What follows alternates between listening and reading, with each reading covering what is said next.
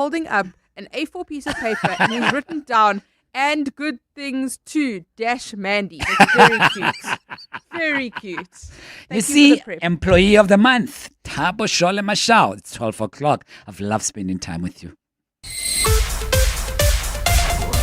This is EWN.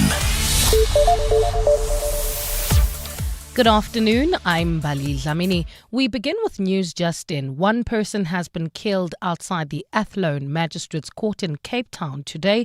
It's understood the man was gunned down in front of the building this morning. Details surrounding the incident are still sketchy, but police are on the scene. The motive for the shooting is not yet known, but it is believed that it may have been gang-related. Cape Town has been marred by a surge in deadly gang violence recently, with several people, including children, shot and killed or even wounded. Let's stay in the Western Cape, where police have stepped up patrols and raids in gang-ravaged areas in operations across Cape Town in the past week. Police recovered 83 firearms. Officers also arrested multiple suspects for the possession of illegal guns, assault rifles, a semi-automatic weapon, several handguns and rounds of ammunition were recovered during the operations. Kaylin Pretorius has more. This week, officers raided drug dens and identified gang hotspots in areas including Mitchell's Plain, Manenberg, Grassy Park, Steenberg, Khayelitsha and Guguletu. 83 illegal firearms and several rounds of ammunition were confiscated in these operations. In one bust in Lenteghe, Mitchell's Plain, police discovered 19 firearms and more than 1,500 rounds of ammunition. Silencers, a stun grenade and shooting target boards were also seized. In Atlantis, the Community Policing Forum's Noel Kluter has called on SAPS to address an uptick in gang and gun attacks. We as a CPF are engaging with the community. We're launching some programs to make the people more aware. Meanwhile, Western Cape Police say they will not drop the momentum on these and other targeted operations. Kaylin Pretorius, Eyewitness News. Let's move to Johannesburg now, where the Commission of Inquiry into Hijacked buildings in the CBD has concluded that the city must take responsibility for the dire living conditions in rundown properties. The commission was set up to probe the cause of the 2023 Usindiso building fire, which claimed the lives of 76 people.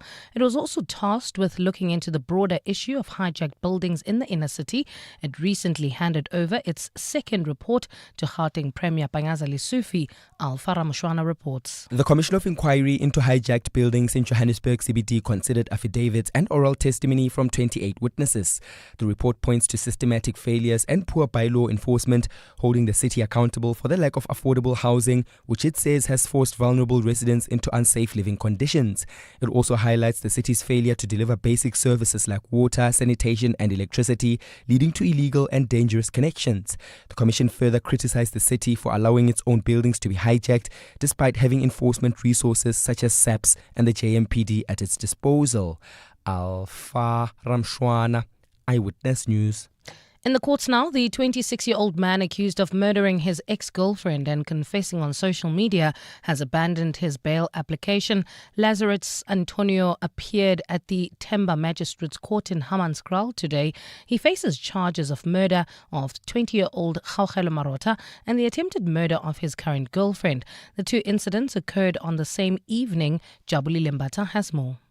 The community of Hammanskraal came out in numbers yet again today, expressing their anger about the gruesome act that took place last week. 20-year-old Gaugelo Marota was allegedly stabbed to death outside a tavern in Maubane, Northwest, by the accused Lazarus Antonio. Police say soon after the stabbing, he filmed the crime scene and also filmed his confession.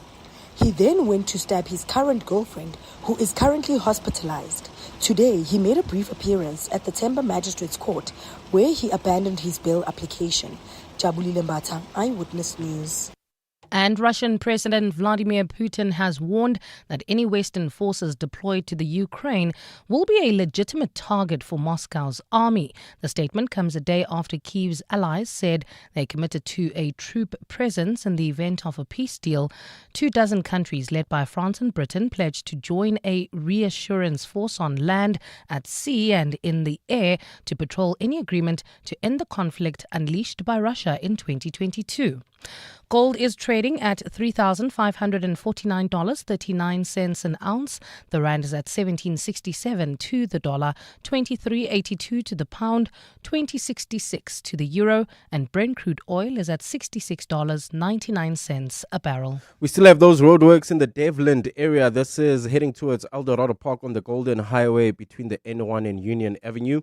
If you are in the Ekurhuleni area heading towards Bedford View, there's slow-moving traffic in Edenvale on the R24 westbound. This is between Edenvale Road and the Gilulis interchange. Also, if you're traveling from Brakpan heading towards Benoni, there's slow-moving traffic on Rangeview Road between Dube and Tom Jones. It's a partly cloudy afternoon in Gauteng today. Temperatures have peaked at highs of between 28 and 30 degrees, while Cape Town is partly cloudy with a moderate southerly wind at a high of 20 degrees. The top story in EWN: one person has been killed outside the Athlone Magistrates Court in Cape Town following a shooting this morning. EWN, in touch, in tune, and independent. For the latest, visit ewn.co.za or download the EWN app. You're with Mandy Wiener on 702. Let's walk the talk. Streaming on the Prime Media Plus app. DSTV channel 856, 92.7 and 106 FM. Midday Report with Mandy Wiener on 702 and Cape Talk is brought to you by Nedbank Commercial Banking. Think bigger, think Nedbank Commercial Banking. On the show today, the latest on the impact of the Durban taxi strike, another court shooting in Cape Town at the Athlone Magistrates Court. 8 in 10 South Africans feel the country is moving in the wrong direction. 117 girls between the ages of 10 and 14 fell pregnant in the Eastern Cape in just 3 months. And it's Friday. So sports and good things too. All of that over the next hour. The Midday Report with Mandy Wiener. Streaming on the Prime Media Plus app, DSTV channel 856, 92.7 and 106 FM. Good afternoon. Welcome to the Midday Report on 702 and Cape Talk with me, Mandy Wiener. Good to be with you today. How scary is that statistic? 117 girls between the ages of 10 and 14 fell pregnant in the Eastern Cape in just 3 months. As the mother of a 9-year-old, I cannot get my head around this. I just don't understand that figure. It's just alarming, so concerning. I'd love to hear your WhatsApp voice notes. I'd like to hear what your thoughts are on this poll that has been released by Ipsos. We'll speak to Ipsos. But ahead of next year's local government elections, 8 in 10 South Africans say South Africa is heading in the wrong direction. The web-based global What Worries the World study reveals a decline in positive sentiment in South Africa following a post-election surge last year when the GNU was formed. So we have now seen a decrease in sentiment. How are you feeling about the country right now? Are you feeling happy, sad, mad, glad? Which one is it for you? And do you agree with that sentiment that 8 out of 10 South Africans, are you one of the 8 or are you one of the 2? That do you believe South Africa is heading in the wrong direction or the right direction? I think those are the questions we need to answer. So we'll find out a bit more about that. Well, on that note, let's start with this breaking news incident out of Cape Town, where there has been another shooting at the Athlone Magistrates Court. So that's the one story we're looking at. The other story is the fact that a taxi boss has also been killed in Cape Town. And Ntutuzelo Nene, EWN reporter, joining us now. Ntutuzelo, good afternoon to you. Thank you very much for your time. What do we know about this taxi boss that was killed, that incident? Good afternoon, Mandy. We did speak to the police in the Western Cape, and they did confirm that the taxi owner who was shot and killed in Asanda village in Luandle yesterday morning was indeed a police officer. It's understood that he worked at the Makaza police station and was off duty at the time of this attack.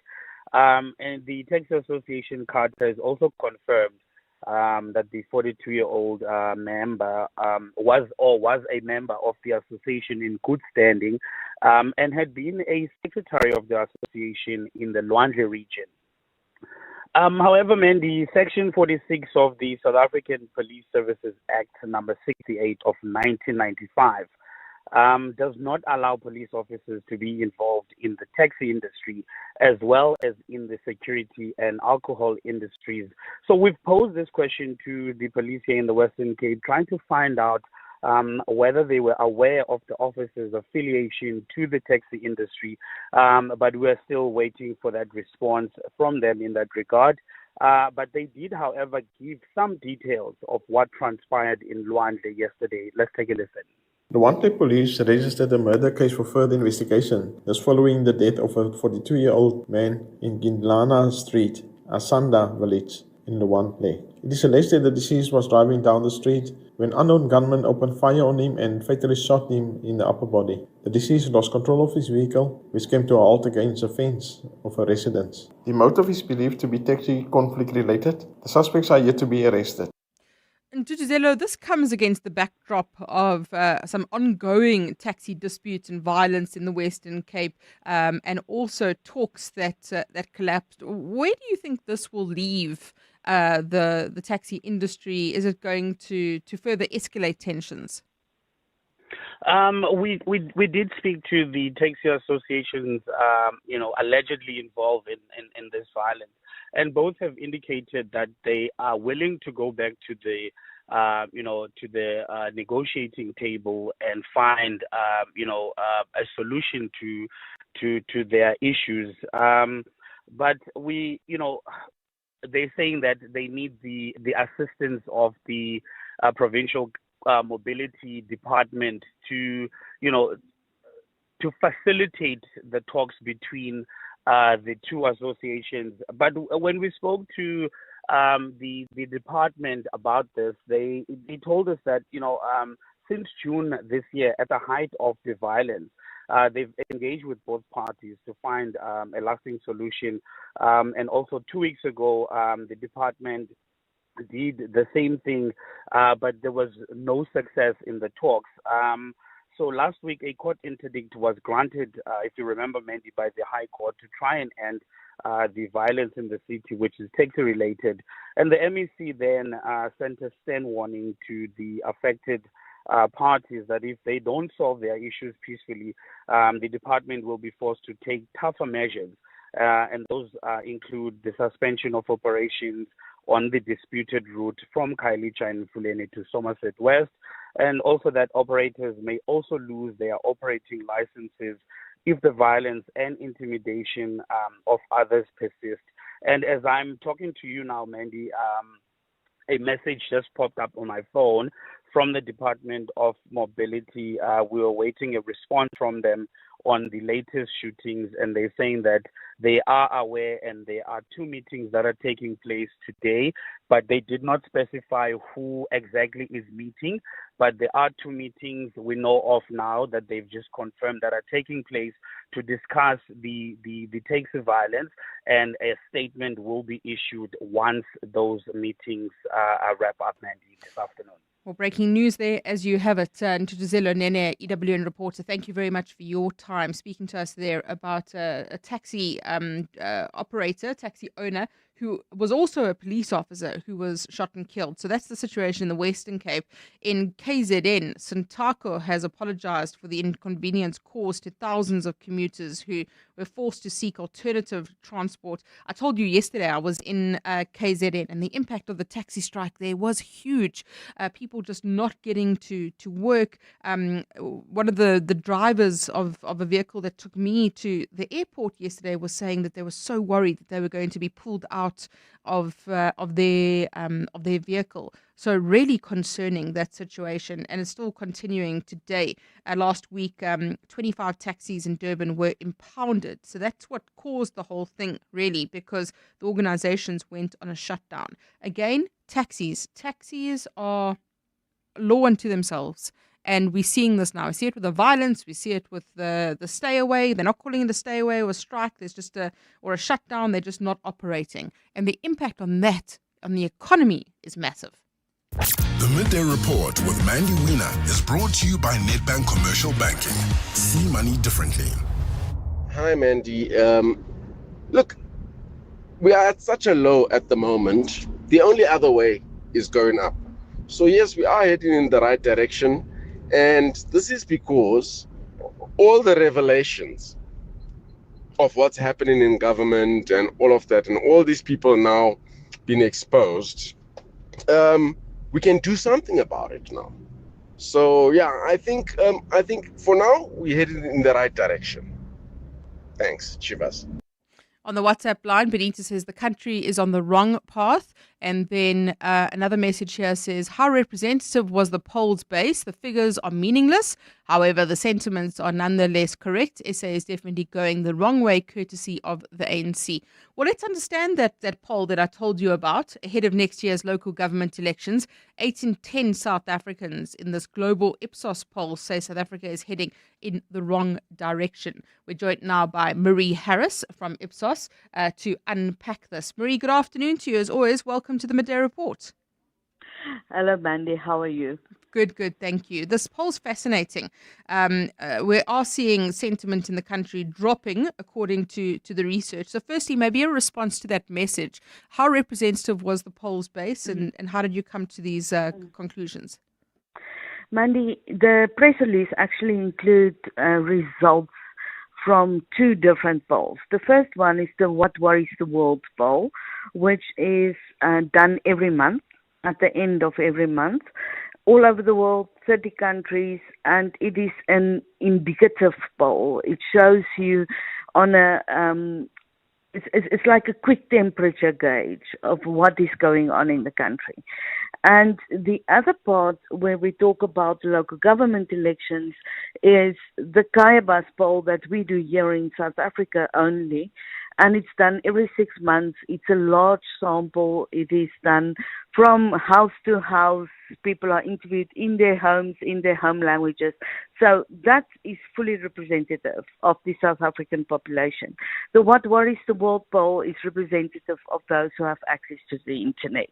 So we should not confuse the two things, but I brought them together because I wanted to show that against the background of the What Worries the World information and how things are changing in the country as well, on the other hand.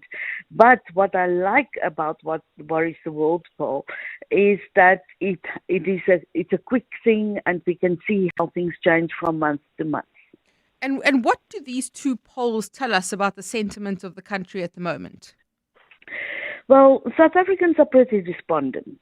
As you said, and as some of your callers also said, I like the optimism of the guy who said we can only go up from here. And I think it's probably true. As soon as somebody starts doing some of these things, we can only go up from here. What is also shown by the What Worries the World poll is that currently we sit on about 20%, so 1 in 5 who say the country is going in the right direction. But last year, after the GNU was formed, the sentiment lifted to about 40%. So double the proportion of South Africans at that stage were optimistic. So we can say, what was it about that time? And I think the point is that it diminish the uncertainty. If people are uncertain, cost of living is going up, prices go up all the time, food is very expensive. We see all the newspaper articles about corruption and things going wrong. People get very they don't know what's going to happen. But then there was one positive thing that South Africans felt quite strongly about. In other polls we did, they said before the election last year, they want their political parties to work together because one political party is not really capable of fixing all the problems of South Africa. And we need to get more brains into this thing so that we can tackle the problems together. And when that happened, obviously South Africans were more positive. And when all the internal squabbles came to the front, the problems with signing the budget off and all those, people were very worried. So around the issue of the Government of National Unity specifically, that was a big driver of improving the sentiment, as I understand it. But does this mean that people are increasingly disillusioned with the GNU?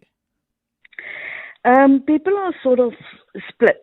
about the GNU. They're not necessarily disillusioned, but there's about 4 in 10 who say that they are thinking that the GNU has changed nothing in South Africa, and more or less the same proportion say that the GNU will fall apart shortly as the parties differ too much. So there's that proportion of the population who are not very optimistic about it. On the other hand, we get about 40% who say that the GNU is governing in the interest of all South Africans, and also that people like me, just say the statement, I'm reading it like it is in the questionnaire, people like me are satisfied with how the GNU is performing. They also think, again, 42% of South Africans say that that different parties are working together fairly or very well in the GNU. So, but they are slightly worried about the inter-party bickering, and the differences, and about instability. Fascinating, Marie. Thank you so much. Marie Harris, the director of Ipsos, speaking to us there about those 2 polls who have come out on the WhatsApp line. If they believe their own statistics, what do they think would happen if general elections were held today? Listen, I think that's a completely different matter, and we have seen some polling around that. We saw the DA's own polling. But on this message, it says, surely the ANC would bag more than 40%. The poll can't be representative or accurate. I think she explained the methodology there. And then Evert says, yes, indeed, I personally feel that South Africa is headed in the wrong direction. There's a leadership crisis and a vacuum in leadership, and this is disturbing when one considered the foundation laid by our forebears, such as Nelson Mandela, Trevor Huddleston, Ahmed Kathrada, Oliver Tambo, etc. For example, our safety and security forces have been compromised as we speak. The president is embroiled in the ANC shenanigans, then leading the country. So thank you very much, Everett in Dipkloof, speaking to us there. Do you believe the country is heading in the wrong direction? What is your current sentiment?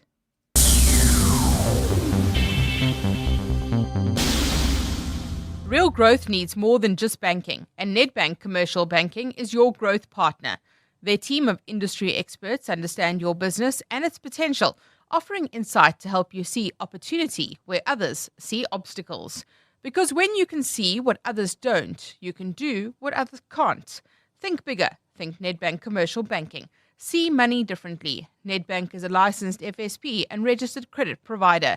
T's and C's apply. Mzansi, your backyard just got better. Explore more for less because the Great South African Sale is coming with up to 50% off travel deals. From the breathtaking scenery to a beach picnic, camping in the wild, or the thrill of Gussie vibes, there's something for everyone. Book from 8 to 14 September 2025. Visit shortleft.co.za to book and travel later. After all, it's your country. Enjoy it, because nothing's more fun than a short left.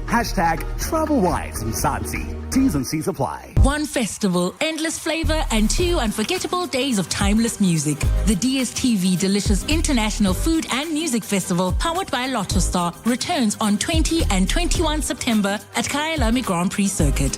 On Saturday, the stage erupts with Don Toliver, Questa, and Nkabi Zezwe. Then on Sunday, experience the legendary Lauryn Hill, Wyclef Jean, Lyra, and more.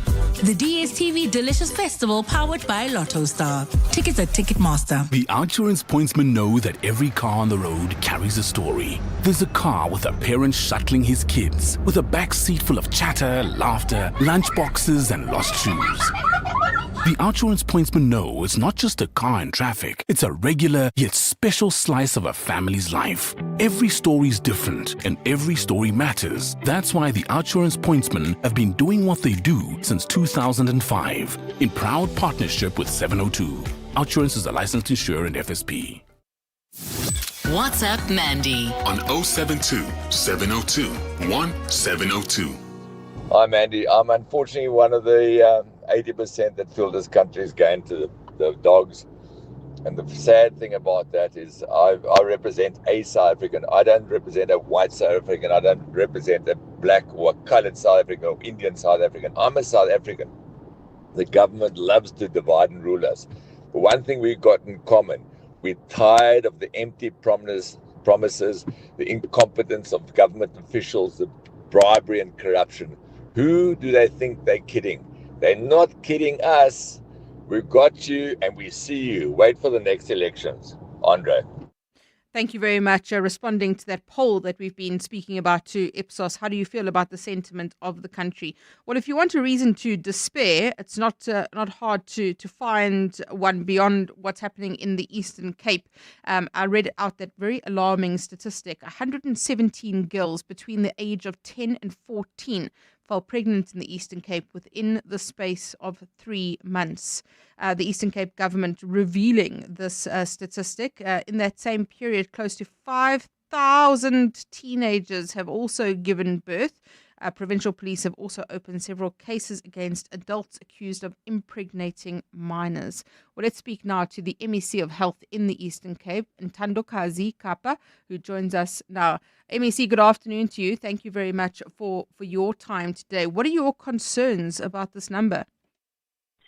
Our concern about this number is the Department of Health is a rising number because around about this time in the last financial year, we were sitting at about 74, but now we're sitting at 110 something, which becomes a problem for us. But there are quite a number of challenges that are posed by teenage pregnancy for the department in particular. One, it's the issue of medical legals. Because remember, when these teenagers fall pregnant, whilst they are still young, their physique and their bodies and their anatomy is not really ready to carry a baby. Then you are likely to have complications when they are giving birth, which really poses a challenge for us as a department, because we know that quite a number of a majority of our medical legal claims comes from the maternity. So that is why it's a concerning tool. It contributes to the number of neonatal deaths, people that die whilst they have been born in our facility. It talks about babies that are born underweight. It's also a contributing factor, as well as the issue of the acute malnutrition is a contributing factor. But because if you get a 10-year-old, a 12-year-old, a 14-year-old giving birth, you know for sure that child is going to be left with the grandmother. Therefore, in some instances, the grandmother won't be able to feed that baby properly, or that child won't be breastfed. So there's going to be a malnutrition at the end. So those are the direct impact of the teenage pregnancy for us as Department of Health. What is the government doing to mitigate against this happening? Do you have programs in place? Is it a social issue? Is it a criminal justice issue? I mean, the fact that this is even happening at this rate is concerning. It's a combination of all the things that you've mentioned. It's a social issue. It's a criminal issue. It's a criminal matter issue. It's quite a number of different aspects that contribute to this. But as the province, we do have an integrated school health program where it involves Department of Health, Department of Education, and Department of Social Development, as well as the Office of the Premier, where we take our programs to schools to educate and even offer all our services to the teenagers that are at school. But I think we need to drive more an awareness to the parents and communities, because a pregnancy does not start at school, it does not start at the health facility, but it starts at home. So we need to engage parents to be able to talk to their children about issues of sex, to issues of reproductive health, so that they have an understanding. We know for sure that in our culture, it's not something that is common. It's not something that has been done before. But I think the environment and the era that we are in requires parents to be able to engage with their children about this issue. In some instances, you find that the children that are falling pregnant are children that are from child-headed families where there's no elder person to give guidance to that youngster. So there are quite a number of contributing factors. MEC, these girls are not impregnating themselves. What about the men here? It's definitely not. Hence, when they come to our facility, especially those that are underage, your 10 to 14, we make sure that we align them with social development. There is a form which is called Form 22, where we fill in, involve social development, make sure that a social worker is attached to that particular family or just a particular youngster that is in the situation. So as the Department of Health, that is what we are doing in terms of the standard of operation of procedure, that once you get such an incident, you must make a follow-up on it. But I think we need communities to play their part in this process. MEC, thank you very much for your time. That's the MEC of Health in the Eastern Cape, and Ntandokazi Kapa, speaking to us there about the 117 girls between the ages of 10 and 14 fell pregnant in just 3 months between April and July this year. If a girl shows up as a 10-year-old that's pregnant, she did not impregnate herself. Where is the man? Is it criminal? Absolutely, it's criminal. And there needs to be accountability. In that same period of time, provincial police say they opened several cases against adults accused of impregnating minors. What is several? Needs to be more accountability. 12:31, time for Eyewitness News headlines. Thanks, Mandy. Good afternoon. One person has been shot and killed outside the Athlone Magistrates Court in Cape Town today. It's understood the man was gunned down in front of the building. Details surrounding the incident are still sketchy, but police remain on the scene. The motive for the shooting is not yet known. Joburg Water says it has allocated 600 million rand to address challenges at the Commando system, which supplies communities in the west of Johannesburg. The system has been experiencing infrastructure issues, resulting in poor water supply for close to a decade now. The dry taps have led to protests in affected communities, with residents accusing the city of not caring about their well-being. And the Commission of Inquiry into Hijacked buildings in the Joburg CBD has concluded that the city must take responsibility for the dire living conditions in run-down properties. The commission was set up to probe causes of the 2023 Usindiso building fire, which claimed the lives of 76 people. It was also tasked with looking into the broader issue of hijacked buildings in the inner city. Those are the headlines. This EWN and more at 1 or as it happens. EWN Sport. Good afternoon, I'm Anthony Teixeira. Bafana will look to take a giant step towards 2026 FIFA World Cup qualification this evening as they set to face off against Lesotho. Here's Coach Hugo Bruce. Playing a good game, a nice game of football, okay. When we can do it, why shouldn't we do it? But let's start from the first minute to fight for every second and for every square meter on the pitch and try to win that game. And again, it should be a very good situation for us if we could win the game on Friday. Kickoff is 6 p.m. Meanwhile, the Springbok women will be led by Babalwa Lacha in the final Pool D decider Sunday against France. Both nations are guaranteed of a knockout spot at the World Cup and will be vying for an easier quarterfinal and top spot in the pool. The Rugby Championship, meanwhile, will return Saturday morning after a week break. Los Pumas in Argentina to meet the Wallabies, while we have the Springboks heading to the All Blacks Fortress Eden Park at 9:05 tomorrow morning. In cricket, the Proteas sealed the ODI series against England as they won the second match by 5 runs at Lord's, while in tennis, Arina Sabalenka will defend her US Open title after she fought from a set down to beat Jessica Pegula 4-6, 6-3, 6-4 in the semi-finals. World number 1 will face off against Amanda Anisimova, who's now made it to back-to-back Grand Slam final appearances following a 3-set win over Naomi Osaka. Today, the men's semi-finals has Novak Djokovic against Carlos Alcaraz. Yannick Sinner meets Felix Auger-Aliassime. Anthony Teixeira, Eyewitness News Sport. EWN Traffic. Well, in Ekurhuleni at this hour, if you're heading towards Bedford View, leaving that's the Edenvale area, there's an accident scene on the R24 westbound just before the Kilulis interchange, causing heavy delays all the way from Edenvale off-ramp. There's also bumper-to-bumper traffic in the Wadeville area, Germiston, on Osborne Road, approaching the N17 Devland. Roadworks causing heavy delays on the Golden Highway between the N1 and Union Avenue, while in the city of Tshwane, there's an accident scene leaving the Pretoria CBD, that's in Hermanstad, on Eskiam Pahlele near the R80, causing heavy delays from Van der Hof while in the mother city. We also have bumper-to-bumper traffic due to roadworks on the N2 outbound after Makasa. Also roadworks slowing down traffic on the N1 outgoing. This is approaching Viaduct. If you come across any other traffic issues, please WhatsApp us on 072-702-1702. There's more EWN on air, online, and on the EWN app. It all starts with FNB Private. With secure, easy payments for a hassle-free overseas holiday. Tap, swipe, or go digital with your FNB Visa cards. Earn rewards when using your FNB credit card or global account debit and virtual card. You can even fund your global account on the FNB app while traveling. Make the most of every moment. Unlock invaluable with FNB Private.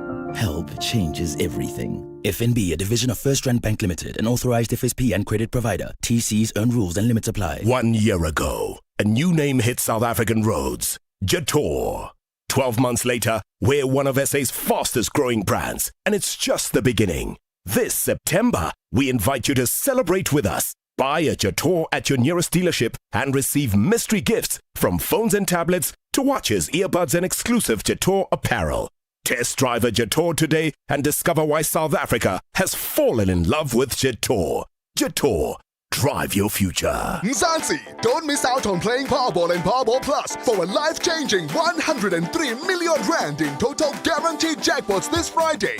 That's right. Play Powerball for the guaranteed 50 million rand and Powerball Plus for the guaranteed 53 million rand today. Buy your tickets now in store on nationallottery.co.za, the mobile app, cell phone banking, or simply dial *120 *7529# for USSD. Panda, Pusha, play. Players must be 18 years old or play responsibly. E2 is the proud operator of the National Lottery. Tap into the power of 40 Winks. Visit Dial-A-Bed today and save up to 30% on our best-selling brand. Our 40 Winks Sleep Tribe Pro Medium Comfort Queen Set is reduced to 7,999, and our 40 Winks Active Zone Extra Firm Comfort Queen Set is now only 11,999. Plus, get next day delivery on our best sellers. Dial-A-Bed. Sleep for life.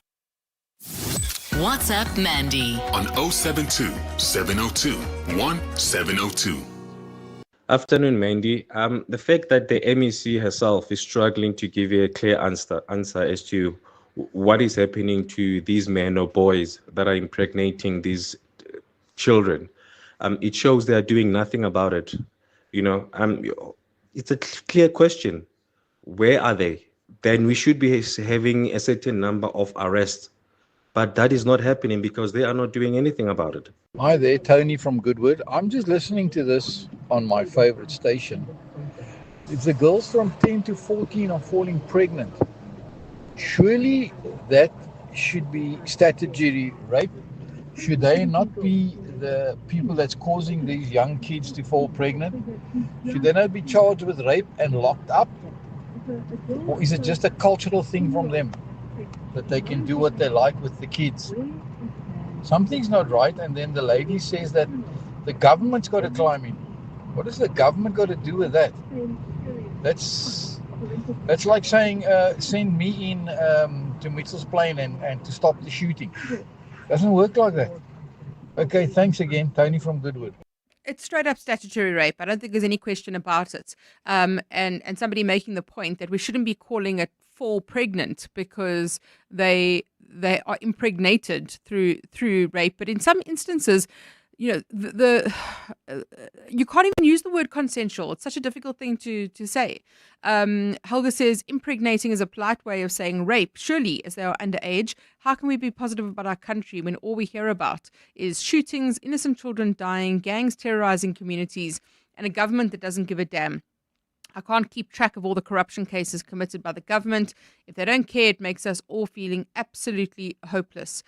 Good day, Mandy and the 702 listeners. Indeed, our country is heading for disaster. Where on earth have you seen a country with over 30% unemployment and the so-called leader of the country acknowledging such but continuing on the path of destruction just to please the rest of the continent, as we see, by harbouring the undocumented at the expense of South Africans who, most of them, have voted for your party and are now rewarding with total anarchy.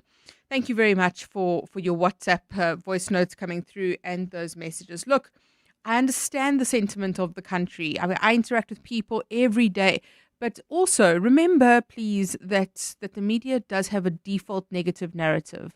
It's what we do. We speak about crime and corruption and wrongdoing and malfeasance and hold politicians to account. But there are amazing stories about this country too. It is not all doom and gloom and bleak.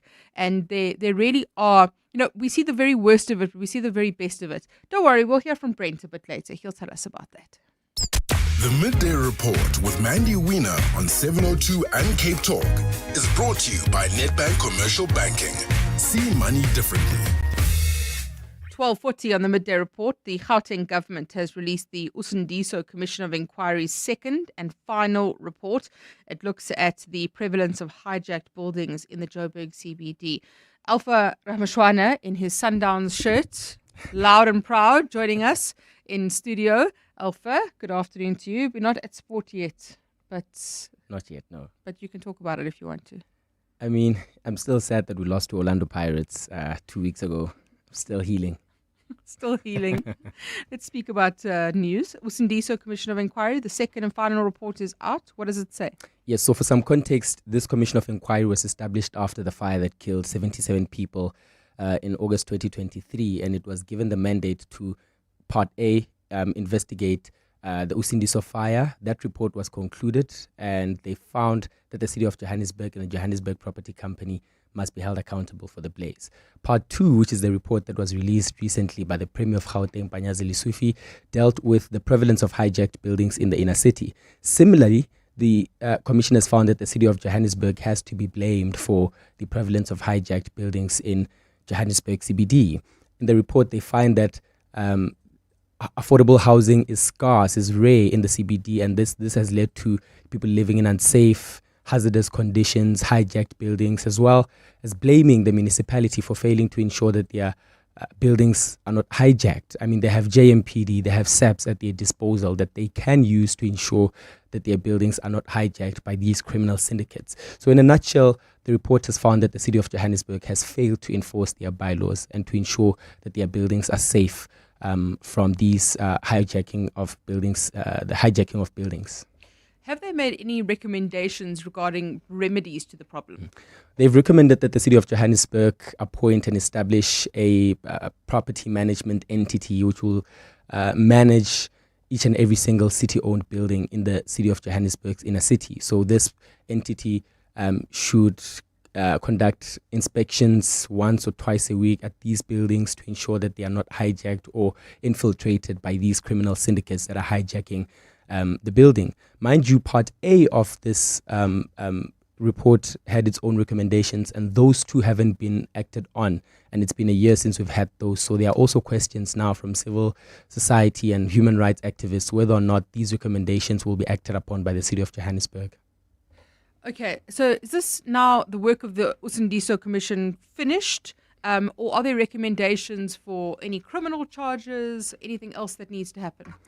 Yes, the work is finished. The recommendations that they had made were of Sthembiso Mdlalosa, who is currently facing trial for allegedly starting the fire. You'd remember that he confessed at the commission to starting the fire that killed 77 people. So they had made those recommendations and is facing trial now. Alpha, thank you so much. Is Bafana going to win tonight? Fingers crossed, I hope so. Alpha Ramashwana, EWN reporter, speaking to us there about the findings of the Usindiso Commission of Inquiry, the second and final report being released. It's that time of the year. Sneezing, itchy, watery eyes, blocked noses and coughs. It's time to live, work, play and sleep allergy-free. For trusted relief for you and your family this allergy season, ask your pharmacist for the Adcock Ingram OTC Allergy Survival Pack. With products like Allergex Non-Drowsy, Cetacid, Levogex and more, we have you covered. Remember, Adcock Ingram OTC. And visit beprepared365.co.za. This September, Joburg Theatre brings you a powerful mix of drama, music, and dance. Dancing the Death Drill, adapted from Fred Khumalo's acclaimed novel, tells the tale of Pito Mutaung, a South African soldier forever changed by the tragic sinking of the SS Mandy. The cast features Kwenzo Ngobo, Tuli Tabete, and Clint Brink, with choreography by Luyanda Sidia and original music by Msaki. This is a story of love, loss, and remembrance. Catch it from 9 to 28 September 2025 on the Mandela stage at Joburg Theatre. Dancing the Death Drill, a moment in history brought to life. Book now at joburgtheatre.com. In a world where everything is instant, some things are worth slowing down for. You took the time to build a life of distinction. Every moment, every milestone, every decision. At Indwe, we take the time to understand your world and craft insurance solutions to protect it. Because true peace of mind is the greatest luxury of all. The right insurance starts with a conversation. It starts with helloindwe.co.za. Indwe Risk Services is an authorized financial services provider. Real growth needs more than just banking, and Nedbank Commercial Banking is your growth partner. Their team of industry experts understand your business and its potential, offering insight to help you see opportunity where others see obstacles. Because when you can see what others don't, you can do what others can't. Think bigger. Think Nedbank Commercial Banking. See money differently. Nedbank is a licensed FSP and registered credit provider. T's and C's apply. WhatsApp Mandy on 072 702 1702. Good afternoon, Mandy. It's Elias here. I am one of those 8. I don't believe the country is in the right direction. No, the country is moving the wrong direction. I had very strong hopes in around 2017, 2019 that South Africa is going to deal away with corruption, arrest and detain and sentence those who are doing corruption. But as it stands now, Mr. Ramaphosa failed dismally. Thank you very much for those WhatsApp voice notes. Yep, 8 out of 10 South Africans believe the country is going in the wrong direction. And when we have a news bulletin full of bad, negative things and a show where we really just dominate about crime, corruption, taxi violence, I can understand why people feel like that. But I promise the good news is coming. Sports Wrap on 702 and Cape Talk. Anthony Teixeira joining us in studio. There's some breaking news out of Cabinet about sport. There is indeed, because Cabinet has approved the bid potentially for the F1 to come back to South Africa at Kailami, although I feel like you might have a little bit of a hesitance. So I'm all in favour of a South African Grand Prix. I think it's necessary. We need to bring Formula One back to South Africa. I just wonder if Joburg is the right track. If Kailami is the right track. I see Neil Frodeman told my colleague Bruce Whitfield that he is pushing for a Cape Town Grand Prix. So you know what makes me think about this, right? You know the opening scene. Yes. Of a Grand Prix, yes, right? When they show the vista, the landscape of the city. Like, how amazing would it look over Cape Town versus Joburg? Joburg, you'll see which you don't want parking lots. Yeah, that you don't want to see that. Centers, I mean, right? parking lots would make sense, though, wouldn't it? Because it's cars at the end of the day. I understand. I just wouldn't want it to be a street circuit. I think we're pretty tired of seeing street circuits. So you're saying we have to build one from scratch? Yeah, we just build a new one. Sure. In Cape Town, like somewhere nice in Cape Town. I think the financials will be quite hectic. I know. I'm saying that tongue in cheek more than anything else. I mean, I hope it comes to Kailami. Yeah. Really hope. So I'd love to hear from you if you think that we should do a Kailami Grand Prix or if we should do a Cape Town Grand Prix. I'm not in favour of a street circuit, so what's the solution? Well, we have that breaking news now coming out of Cabinet, and we'll try and get some reaction to that for you as well. Anthony, we are seeing both Bafana and the Springboks. Yep. Are the Proteas done? They're playing this weekend. Yeah, they still have one more ODI, but they've won the series. They've sealed the series quite convincingly. It's been amazing, hey? It has been spectacular to witness. We still don't have a century in terms of the batters, but half centuries along the way. Retka made 5 half centuries in a row. Yes, 5. The first Protea to do that. So it's pretty spectacular. A little bit of a worry is that they came so close to chasing down a record score last night. So it would have been at Lords for 331. But thankfully managed to pull that out. Bafana will be playing this evening, of course, against Lesotho in World Cup qualifying out in the Free State. We then also have the Springbok women ending their pool stage Sunday afternoon against France. That's the decider in the pool to see who finishes top. And we have the Springboks at Eden Park, potentially, hopefully, ending that run of 31 years that the All Blacks have gone unbeaten at Eden Park. What do you think about the Springboks this weekend at Eden Park? I think I'm going to have faith in what Rassie said, which is that, Ellis Park is sort of our fortress, and we've been beaten there twice fairly recently in the last 5 years. So there's always a chance, there's a hope. I just wonder if someone like Ethan Hooker is going to come in and making his He's on the debut. bench. Yes, that could be I was quite surprised by that. Can you imagine making your debut at Eden Park against the All Blacks? And if he was the decider, I don't know. It feels like it could be a fairy tale story in the making. I'm worried about their performance over the last couple of weeks in the local games. And it's not just the last couple of weeks. If you think about towards the end of last year as well, they were grinding out results. It hasn't been the free-flowing rugby that we're used to in terms of the Springboks. So, yes, maybe it is a sense of everybody's getting a little bit older and fatigue will start to creep in. But you need to have faith. Back-to-back world champs, 4 in total. Andre Pollard come and on. Flyhoff. Yeah, dreams. Okay, Bafana playing tonight in Bloemfontein. What are your expectations? I'd like to see a game where they can dominate, and I think that they do have the power to do that. Of course, we've seen a lot of injuries, a lot of changes. There is new blood in amongst the squad. And there's question marks over whether Lesotho are going to protest or not, given the fact that Mokoena last time out shouldn't have played against them. But he did, and we know. And there's a lot of talk in the Nigerian media in particular that FIFA is still looking into that matter. So it could be a worry when it comes to qualifying. But you pick up these 3 points, and it makes Tuesday's clash against Nigeria a lot easier to navigate. Well, Tolekele Mganga is in Bloemfontein for us. Tolekele, good afternoon to you. How's Bloemfontein? Good afternoon, Mandy. It's currently overcast. I don't mind, though, because it's been so hot. So I'm very happy with the weather currently. Okay, aside from the weather report, what are your expectations ahead of tonight's game? What's the sentiment out of the camp there? I think Hugo Bruce is kind of caught in two minds where, honestly, of the two games that Bafana have to play over the next 5 days, it's Nigeria that is the big game. But there's also a whole bunch of youngsters that he does want to get international experience in order that if he does throw them in against Nigeria, they know what to expect. So I think Mbegezeli Mbogazi, a Pirates defender that he's spoken highly about when it was in the build-up to these games, he might finally get a run out. And Duduzi Shabalala is also impressed for Kaizer Chiefs this season. We saw how well he did in the COSAFA Cup.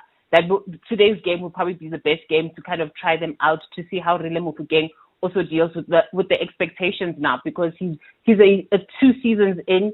I think when Hugo Bruce starts looking at this team, he's not only looking at the World Cup, but he's also thinking AFCON at the same time. So there are players that he's already penciling in to say, okay, if you guys can do well, secure us qualification as close as possible to the World Cup, and then I can already start putting you in the AFCON team so that by the time we get to America and Mexico next year, we already have players that have that experience. But there are a lot of questions in terms of who he picks, who he doesn't pick. Sipho Mbule, there's a whole lot of pressure on him coming into this game because we know Themba Zwane is injured. Tito Masongwanyi was seen as a successor to Themba Zwane, but he's also injured. Mbule was drafted in on Monday. Hugo Bruce saying that now that he's been in this job for almost 4 years, he's not as nervous as he was before, where if a player pulled out last minute, he didn't know who to turn to. He does say the players are enjoying playing for the national team. He has a lot more options. So he won't be nervous who he does in terms of who he does select. But it will be about finding a balance of getting the youngsters blooded in as quickly as possible so that by the time Nigeria come about on Tuesday, there are no nerves for the players. Well, enjoy the game and let's see what happens. Tolekele Mganga in Bloemfontein for us ahead of that Bafana game. On the WhatsApp line, lots of reaction to that decision by Cabinet to approve the F1 bid from Kyalami. But some good points being raised. F1 good news, however, access to and from the track is a nightmare. Keith, yes, taxi drivers can send a team and the 60/60 drivers can send a team. If we can also host the MotoGP. Okay, excellent idea there, Keith. And then Ronaldo calling me out saying, no, Mandy, Harties and Skierpoort will be in the background. Don't be so ugly towards my province, Gauteng. We urgently need to clean up, starting with our MEC. Anthony Teixeira, just very quickly, your picks for the US Open. I really want to see Amanda Anisimova get a title, so I think that she could overcome. I was so sad about Naomi Osaka this I really would have loved it if it had been the two of them, but no, unfortunately. I think Amanda, I think she can do it. And also the double bagel that's still over her head from Wimbledon. Means Novak Djokovic. Oh. Please. Okay, out of my studio, bye.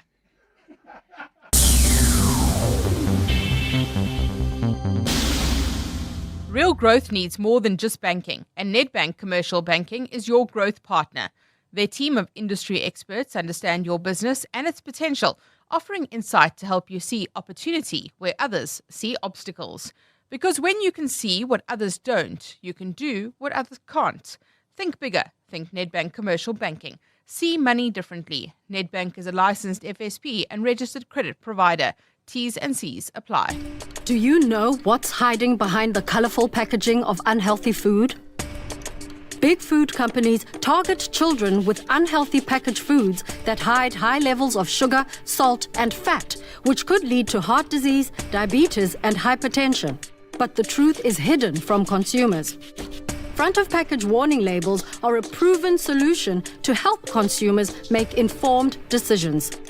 The government must act now. We have the right to know what's in our food. Demand front of package warning labels. Sign the petition on heala.org, HEALA.org, by the 30th of September.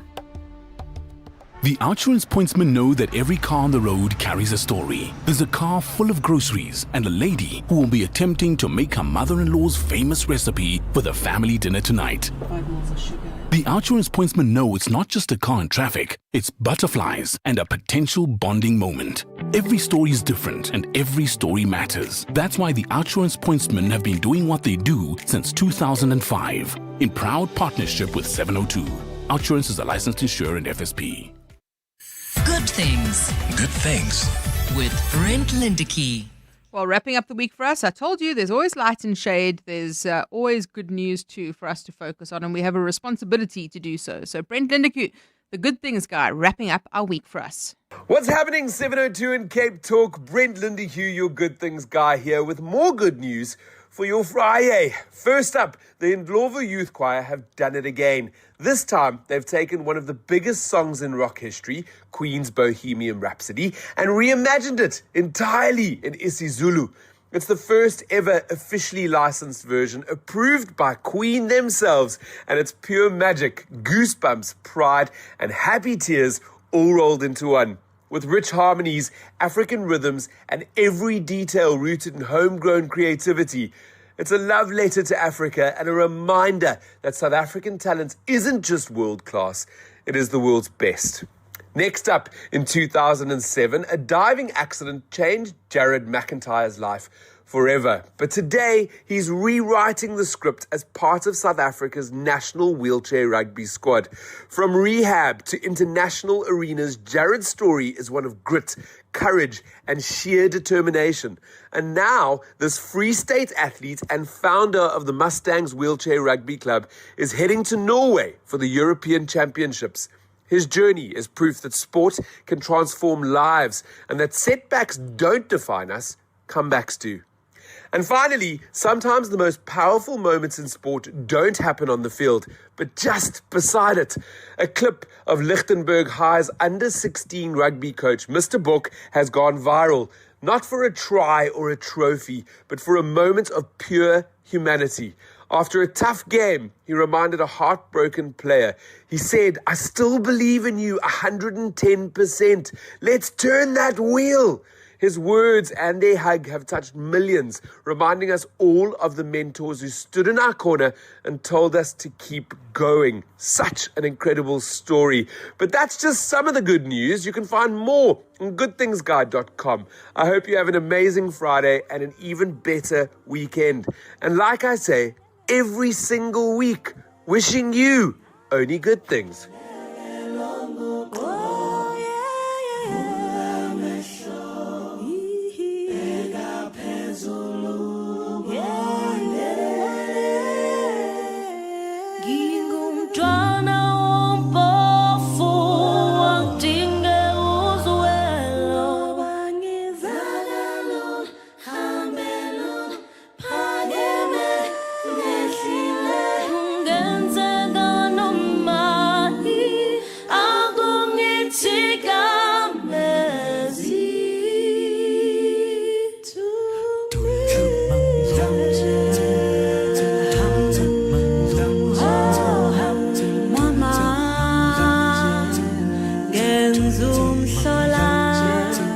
ngibeke isibhamu ekhandala waqhuma inhlamvu seshoni mama impilo isanda qa manje sengone konkela mama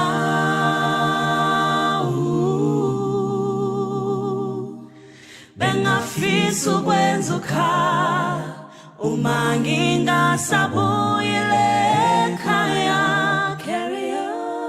Carry on. The Midday Report with Mandy Wiener on 702 Cape Talk is brought to you by Nedbank Commercial Banking. Think bigger. Think Nedbank Commercial Banking. Thank you so much for listening. Go Bafana, go the Proteas, go the Women's Springboks, go the Springboks. This Eyewitness News is brought to you by Lottoland. Lottoland changes lives. This is EWN. Police investigate the Athlone court shooting, and Joburg Water commits to addressing issues at the commando system.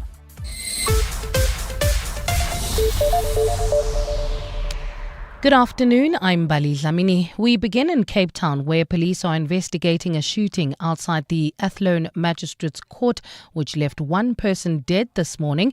It's understood the man was gunned down in what seems to have